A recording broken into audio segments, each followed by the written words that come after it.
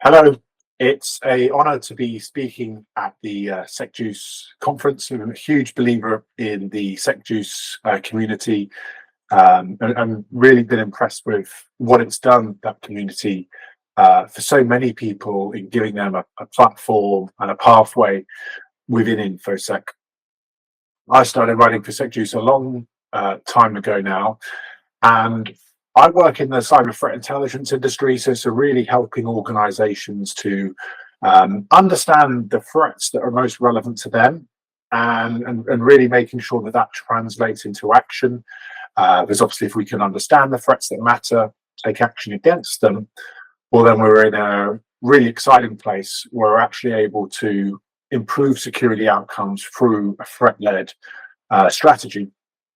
So what I'm going to do today is cover some of the main threat trends that are really top of mind for us within Google Threat Intelligence Group. So it might be a little bit gloomy. We might be talking a little bit about all the different things that could go wrong and are going wrong for organizations today. Hopefully that you will see that while the talk is focusing very much on what the bad guys are up to, we can use that as an opportunity to really develop more informed and more proactive security postures. So with that, I want to get into some of the challenges facing security functions today. And one of the big challenges that we see impacting an increasing number of organizations is that they're up against threat actors that are effectively leveraging the visibility gap that we have today.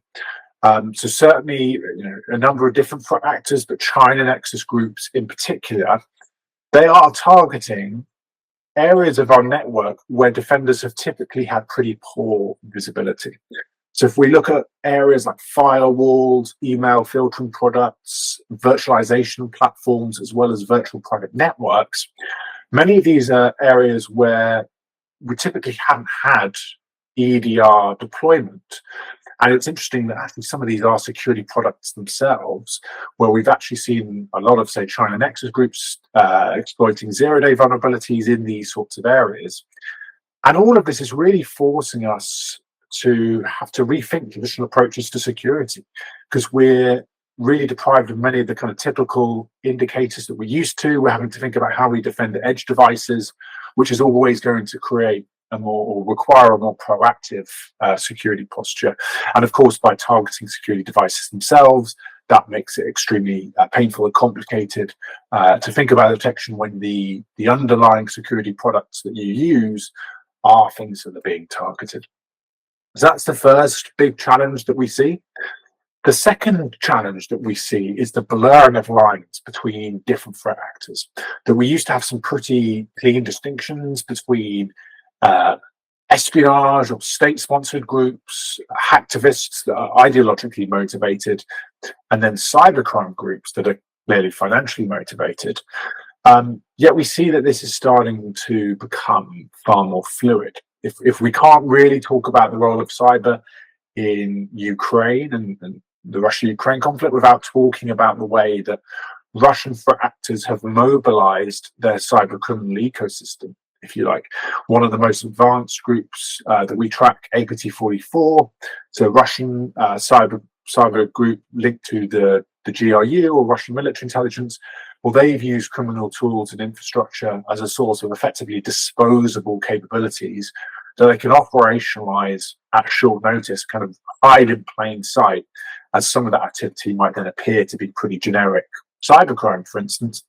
You've also got activist groups like Cyber Army of Russia Reborn, that when Russia is deploying wiper malware, so when Russia's state-sponsored actors are deploying wiper malware, they then get a hacktivist group like Cyber Army of Russia Reborn that is leaking data from that same victim. So there's clearly some level of coordination between state-sponsored actors and hacktivist groups.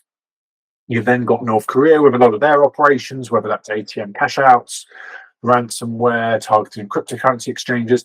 Well, often there is a broader ecosystem that's actually mobilizing and empowering cyber criminals.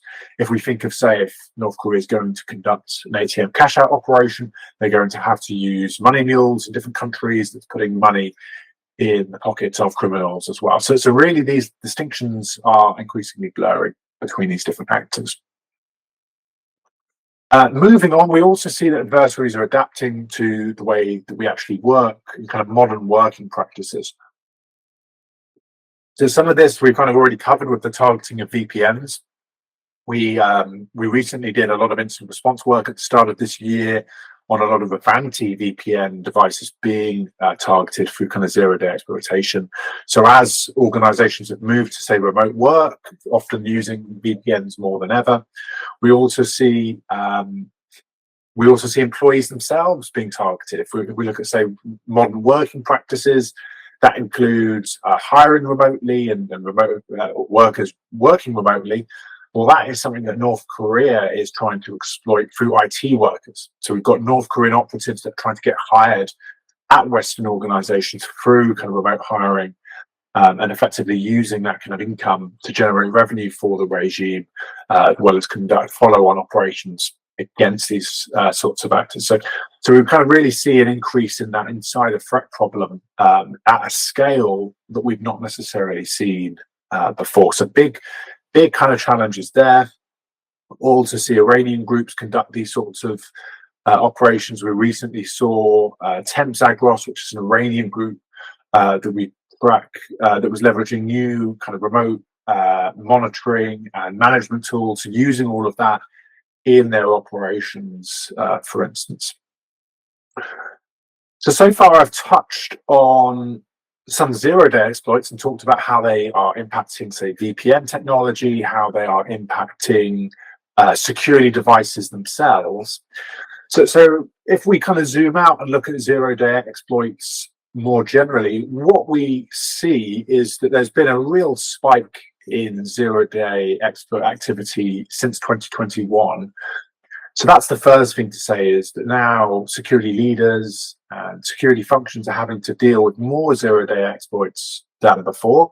If we look at, say, 2024, we'll see that that didn't quite top the 2023 record, but you can still see that elevated rate that is much higher from kind of pre-2020 days. So that is the first thing. We've got to deal with a higher number of zero-day exploits. And I think related to that is we see zero days impact a greater variety of an organization's technology stack. You know, a few years ago, maybe we were kind of talking about zero days in Adobe, if you like, and that was kind of it. Whereas now it's VPNs, it's security devices, it's software, it's mobile devices and mobile applications. So there's that diverse portfolio of different systems that are being targeted by zero days. Some of this is, of course, state-sponsored. We see China nexus groups top the charts when it comes to state activity targeting zero-day exploits, zero-day vulnerabilities, rather. But then we also see cybercrime groups conducting zero-day exploitation.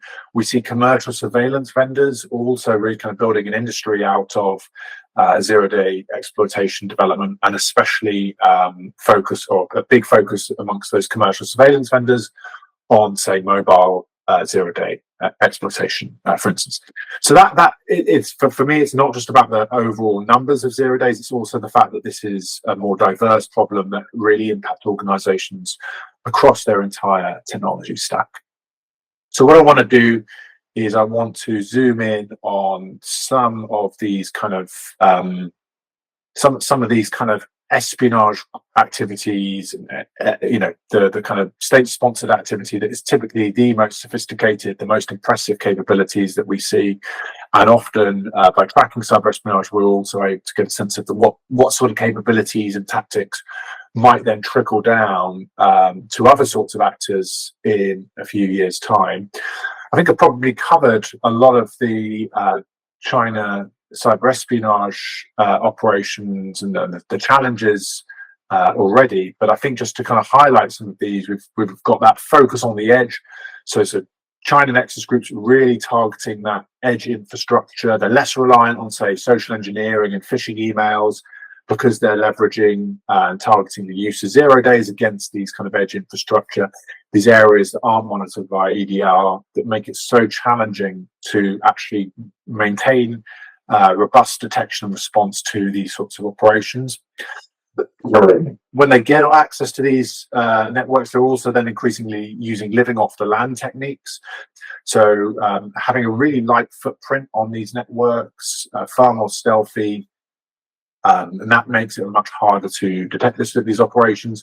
Also trying to target organizations by going upstream and targeting their own supply chain, for instance. So really, I think a lot of what this highlights is that we're being increasingly deprived of the kind of traditional indicators, whether that is kind of phishing emails, IP addresses, whether that is kind of malware signatures, all of that we're increasingly being deprived of, and really having to rethink our traditional approaches to security. Now, the one tactic that I've not covered so far is that number 3, the use of org networks, and that's been a really interesting innovation over the last few years. And what we see there is effectively, if you think about the way that Tor works, so where traffic is not kind of routed directly to kind of another node, but it actually kind of bounced around many of these traversal nodes. That is effectively now what China Nexus groups are doing when they conduct operations. So they develop what we call these kind of org networks, kind of stands for kind of operational relay box networks, where you've effectively got a lot of kind of compromised IoT devices, kind of, various kind of infrastructure that is bouncing traffic around. And what effectively that means is that the IP addresses that are targeting your organization are actually going to be located very close to your target. So it might be that their IP addresses from around the street, around the corner, so they might appear legitimate. And a lot of these IP addresses are then changing on a kind of 30-day basis. So that whole idea, that whole kind of approach to network defense that is based on malicious IPs and tracking those, that is becoming increasingly outdated against Chinese adversaries, which is why we talk about indicator extinction and really having to think more proactively and going kind of beyond just that kind of indicator-led approach. And the challenge with all of this, and kind of touched on this in a few slides, is if we're going to think beyond kind of IOCs, we're actually talking about a very proactive security posture. We're talking about threat hunting. We're talking about a kind of intel-led approach to security controls. That is all really good, but it's also expensive. It also kind of really raises the bar for defenders, which is something that we kind of, in some sense, want to see, but we also should appreciate that many organizations can't afford or don't have the resources to kind of develop that sort of more proactive security posture. So this is really kind of posing a big challenge to many organizations that face a threat from the likes of China Nexus groups, for instance. Moving on to Russia, we've actually seen some pretty dramatic changes in their tradecraft and their approach to cyber operations in relation to Russia-Ukraine. So if we look at the first 18 months of the Russia-Ukraine conflict, we would typically say that cyber was leveraged in what we would call a counter value strategy. So you can see on the left-hand side all of these different wiper malware variants. These were deployed in the early stages of the war, and typically against kind of civilian and government infrastructure, really in an attempt to amass social pressure. So if you're a Ukrainian citizen, your country's being invaded, and then all of a sudden your education department or your bank rendered offline, they're rendered unusable because of wiper malware. What does that do to your psychology, to your sense of stability, if you're maybe doubting the integrity of the Ukrainian financial services system or various kind of government networks? And that's really where Russia placed their emphasis on the first part of the conflict. What we've now seen is the shift from that counter value strategy and the shift away from kind of civilian targets to what we would call a counter force strategy today, where what we see today is a far more overt focus on the Ukrainian front line. So what you're looking at here is mobile malware. These are kind of apps that are impersonating Ukrainian battlefield situational awareness applications.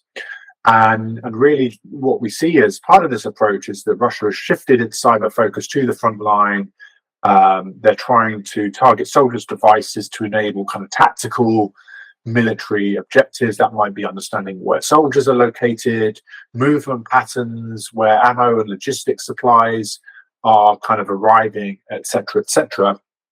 And as part of that, what we really see is that mobile devices are the new center of gravity of Russia's cyber operations.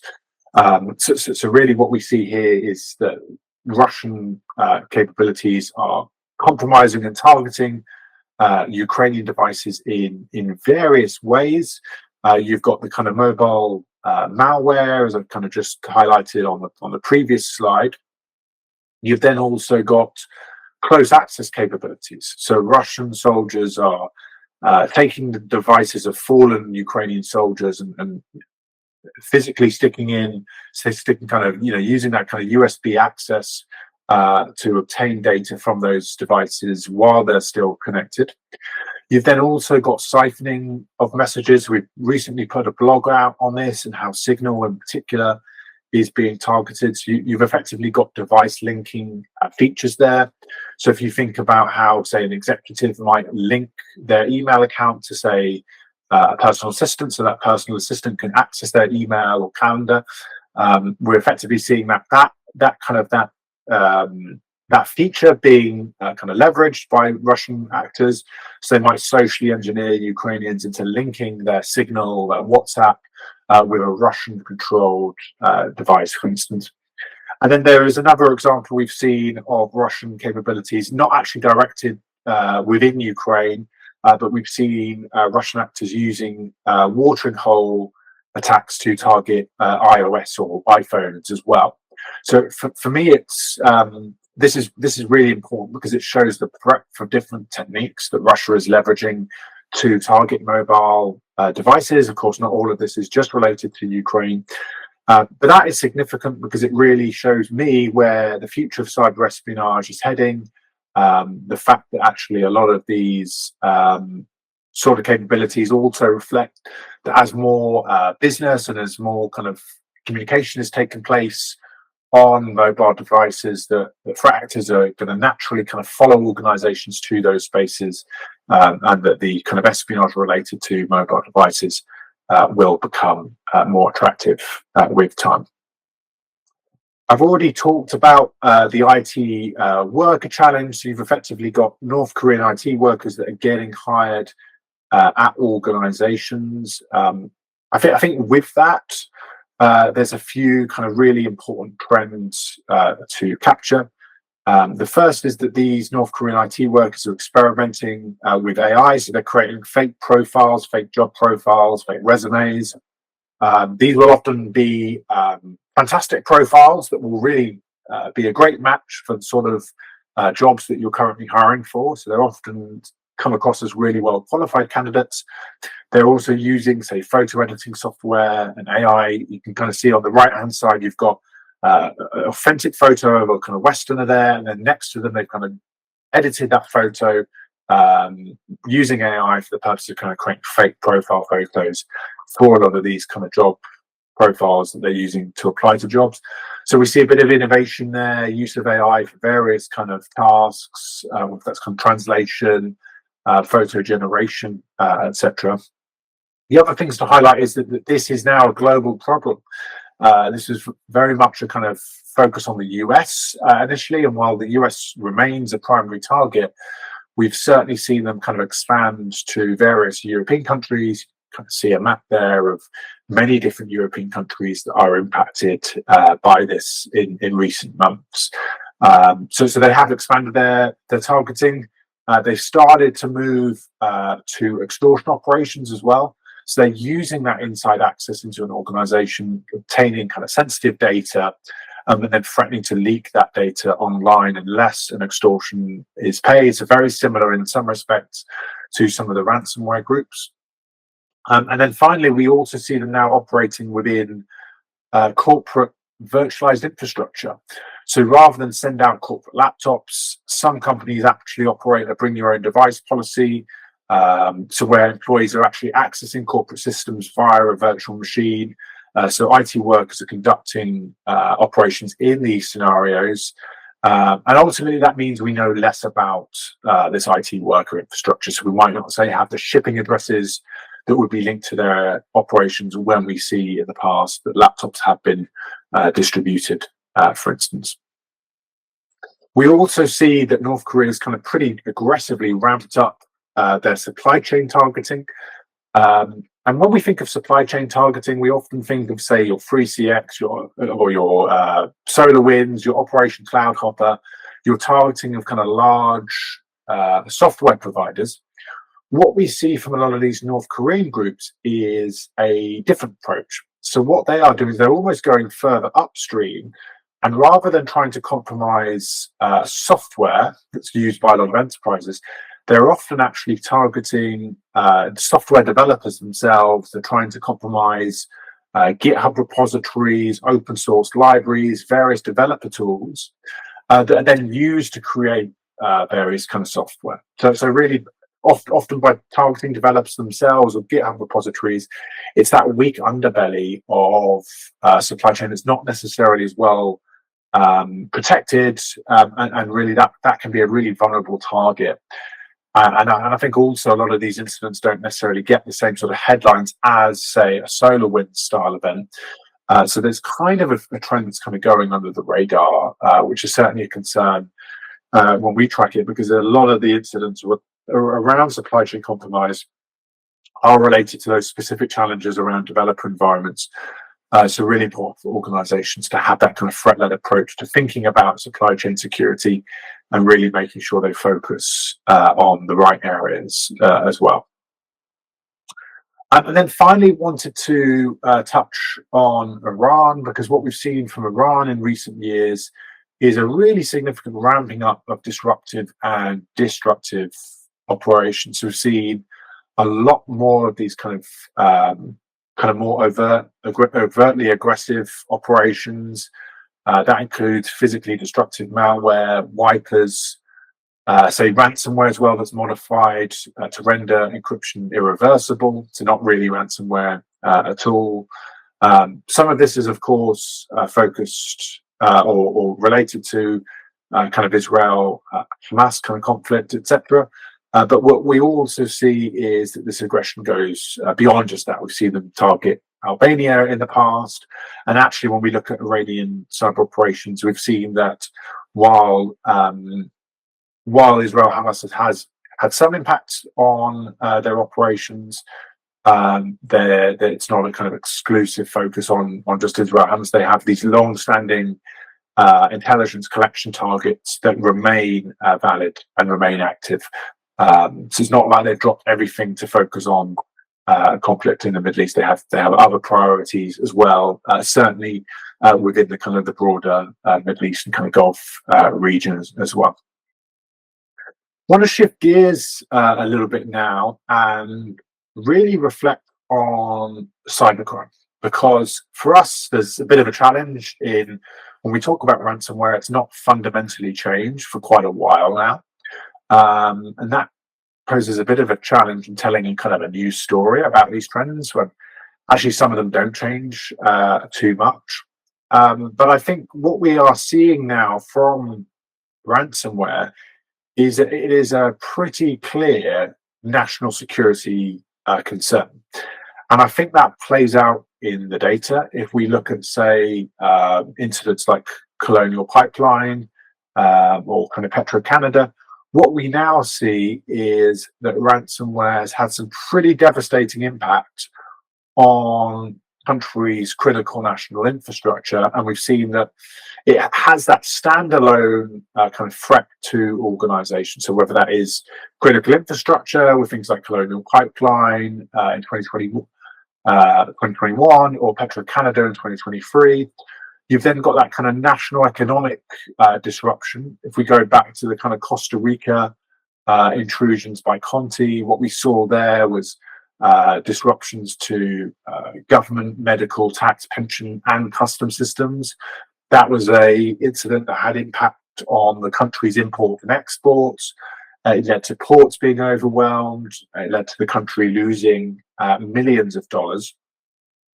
And then I think perhaps where we see ransomware's impact really pronounced is on the healthcare sector. We've seen, while some actors have been clear that they're not going to target healthcare, what we've actually seen in reality is that the healthcare industry has seen a doubling of its share of posts on data leak sites over the past 3 years.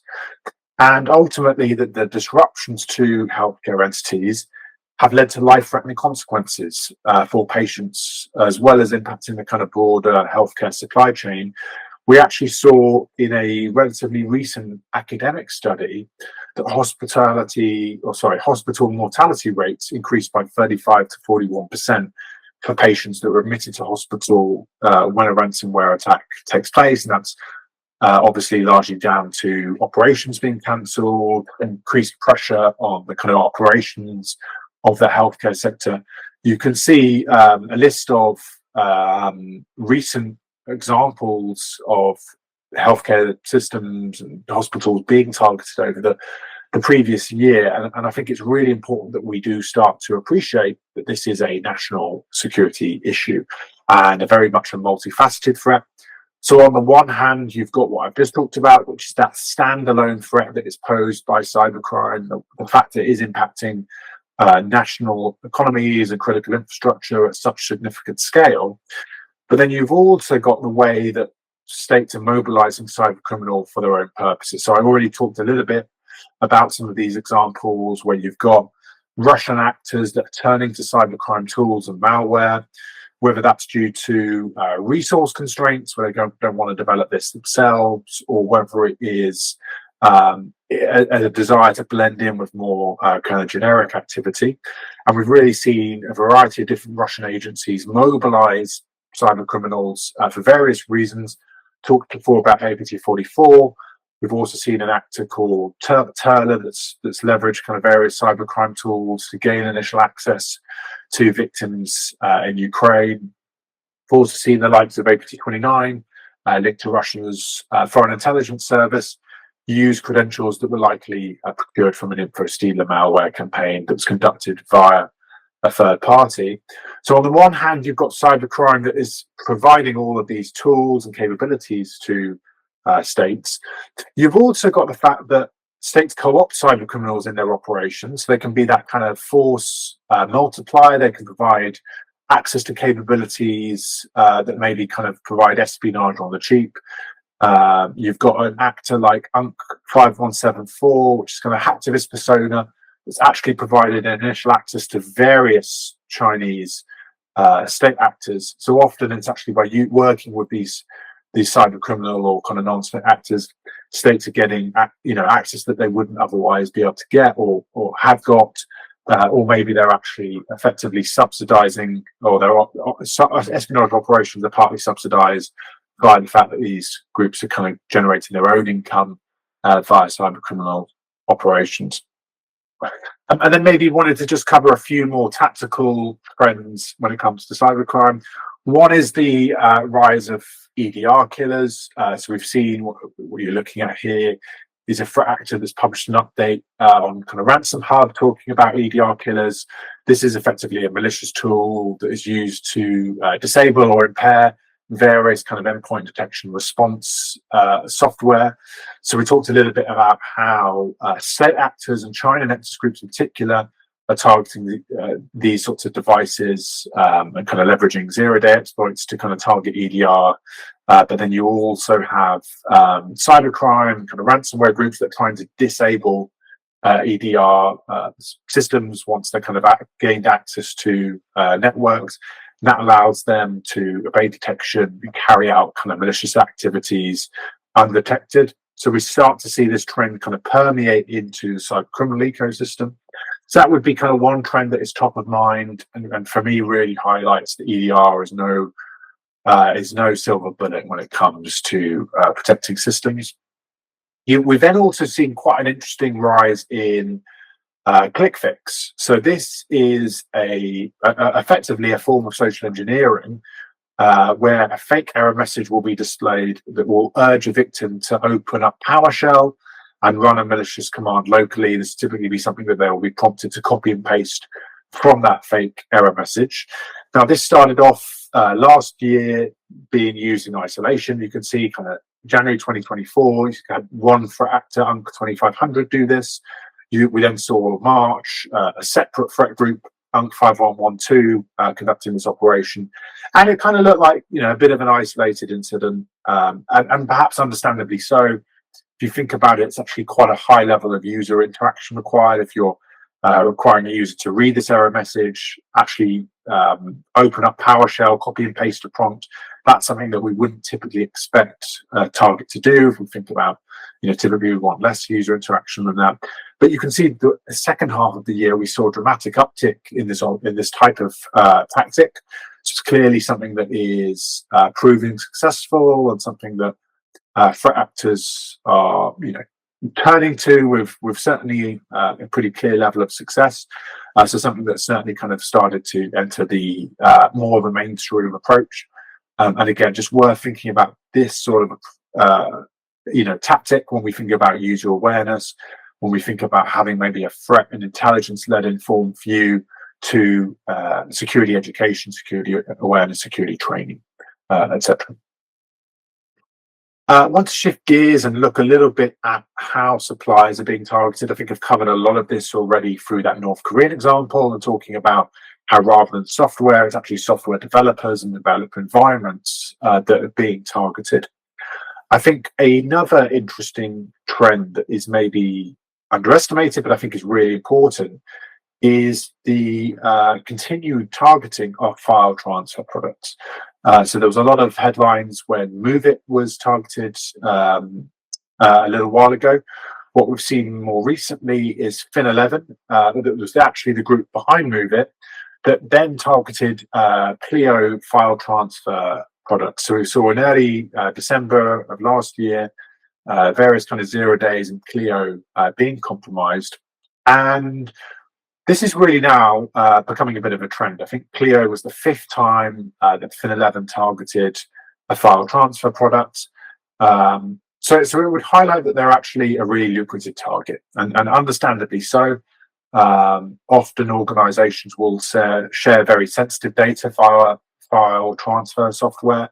It might be when they're sharing certain contracts or proprietary sensitive data with a third party. And actually by exploiting zero-day vulnerabilities in these file transfer products, there is a group like Fin11 can then get access to sensitive data of hundreds of victims at the same time. So what we see with Fin11, this was a group that used to conduct a lot of different operations, very high volume for actor, but they've really reduced the volume, and they're making very strategic decisions on where to focus their efforts. So rather than conducting kind of tens of different extortion operations, maybe they can actually be very smart, make very reliable and smart investment in finding 0 days in the right places, like file transfer. That gives them access to hundreds, if not thousands, of different organization sensitive data, and then they can, through that one operation, potentially extort a high number of different organizations. So really worth different organizations thinking about where their data is stored with suppliers. Have they got sensitive proprietary data that is stored elsewhere, and are there kind of potential supply chain considerations that they've not thought about enough, that are really worth thinking about, kind of having a good view about where sensitive data is held and how that might be secured or not, really adjusting accordingly.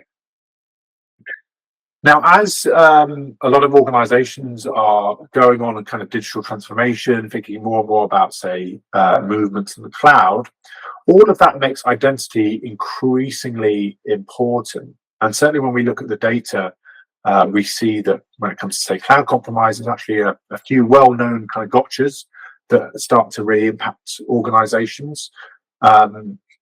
So you can kind of see that in the data. If we look at, say, financially motivated operations from the previous year, this is kind of all based on kind of managed incident response engagements.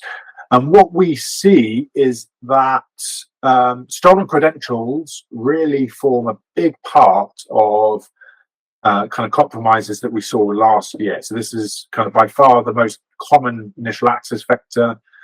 In previous years, it might be things like exploitation, or kind of phishing, but now we see actually stolen credentials is the top way that threat actors are getting into organizations. And part of that really begins with info stealer malware. So what we see here is kind of info stealers are distributed indiscriminately. They're targeting many different organizations at once. They will typically steal all sorts of information once they're installed, especially kind of with a big focus on kind of stealing credentials. Those credentials are then kind of gathered by the threat actors conducting these info stealer malware campaigns. And then they will then sell those kind of logs and those credentials on cybercriminal marketplaces. So while the initial campaign will be very indiscriminate, it might be targeting all sorts of sectors. It might then be that a threat actor buys stolen credentials based on the organization because they want to conduct a very targeted campaign. So this is something that, while starting off indiscriminate, can become very targeted and very personal, very tailored to your organization. We saw this, for instance, with the Snowflake operation. We saw that this was kind of mid last year, where we saw a threat actor, UNC537, gain access to many different organizations' Snowflake instance. And this was actually relatively straightforward because they had gained access to Snowflake credentials from these info stealer logs. They never actually kind of compromised Snowflake directly. And that gave them direct access. So they weren't necessarily Snowflake instances that were defended with multi-factor authentication, for instance. So it effectively gave them a pretty straightforward ride. And I think this is very much a story of cloud more generally, where we see a lot of the cloud compromise taking place because of kind of weak or no credentials, stolen credentials. Certainly kind of a lot of these accounts aren't defended with kind of multi-factor authentication policies, for instance. And I think part of that is, as we think about how threat actors are going to kind of move forward, how they're going to kind of innovate, certainly kind of info stealers, we also see them stealing kind of cookies. And I think that's going to be part of a way that organizations or threat actors try to get around multi-factor authentication.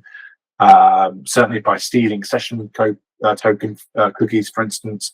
That's going to be one way that we see kind of cookie theft kind of facilitating operations, even when multi-factor authentication is in place.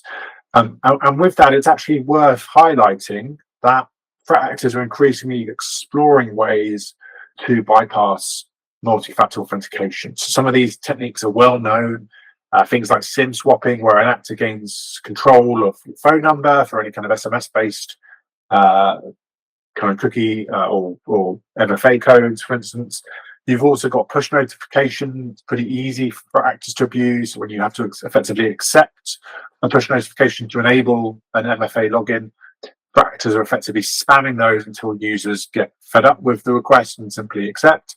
You've got adversary in the middle operations, where phishing pages not just request username and password, but immediately request a kind of, MFA code, and they put that in.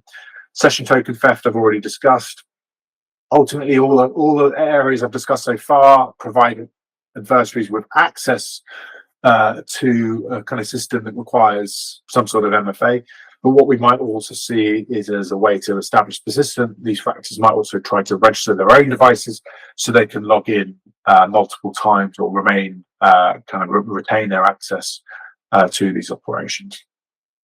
Now, the final issue I want to talk about is AI threats. There's obviously a lot of concern around the use of AI in cyber operations, probably a bit of panic when there doesn't need to be.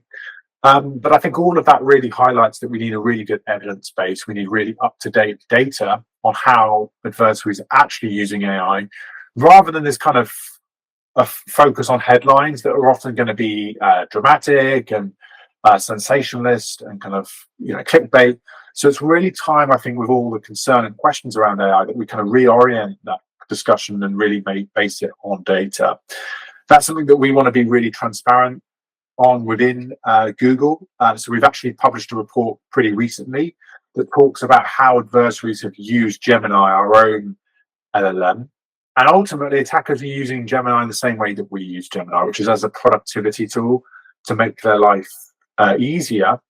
So that's perhaps to be expected. The good news is we didn't observe threat actors using novel or unique AI-enabled attacks or abuse techniques. I'll talk about that in a little bit.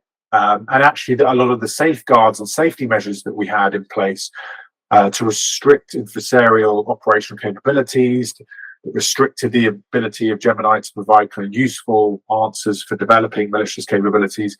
A lot of those safeguards were really successful. So we've actually got a lot to be optimistic about.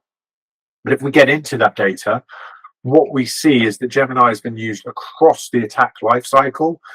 So it might be used to conduct reconnaissance on targets, for instance, to think through, say, vulnerability research, to help craft phishing messages or kind of various social engineering. So it's certainly on text creation, developing kind of relevant lures.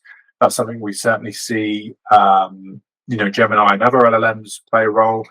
And then also kind of scripting and coding, that you might have different threat actors that are asking questions about how to create a malicious script, for instance. So we've seen this really across the board. We've seen certainly Iran, the most active threat group using Gemini, but also seen North Korea and China utilize Gemini with kind of state-sponsored actors, in particular, less so from Russia, perhaps because they've got their own native capabilities or they're just not experimenting as much. But what I would say is, there's been a lot of concern around, say, prompt attacks, prompt injections, jailbreaking attempts. We actually saw that while there was discussion of this online, we saw threat actors use far more basic measures. So that might be, rather than trying to jailbreak or prompt inject Gemini, they might actually just try to rephrase a prompt or send the same question multiple times in the hope that that would actually do something. So I think actually for me, it's pretty kind of cautiously optimistic news that actually threat actors are using LLMs to make kind of modest productivity gains, but they're not actually able to use AI to kind of develop fully autonomous threats. And actually, a lot of those AI-specific threat vectors, like prompt attacks, aren't really materializing as of yet. So I think, as I said, we need that data-driven approach, and that can really hopefully provide some kind of calm analysis. And really, that's what the name of the game is for threat intelligence more generally. We don't want to have a kind of discussion of threat that is all kind of fear, uncertainty, doubt. Ultimately, we can all use all of this data to really make an informed view of what are the threats that are active in my region, my sector. And if we can do that, then we can actually start looking at how we prevent those threats, whether that's through an intelligence-led view of the security controls that are going to stop those threats, whether it's through enhanced detection, whether it's through threat hunting. Ultimately, even if it sounds a bit gloomy, we've got to embrace threat intelligence as a great way of actually tackling some of these challenges and threats head on. And with that, thanks so much for taking the time to listen to this. Please do reach out if you've got any questions. We'd love to hear from you. Thanks so much.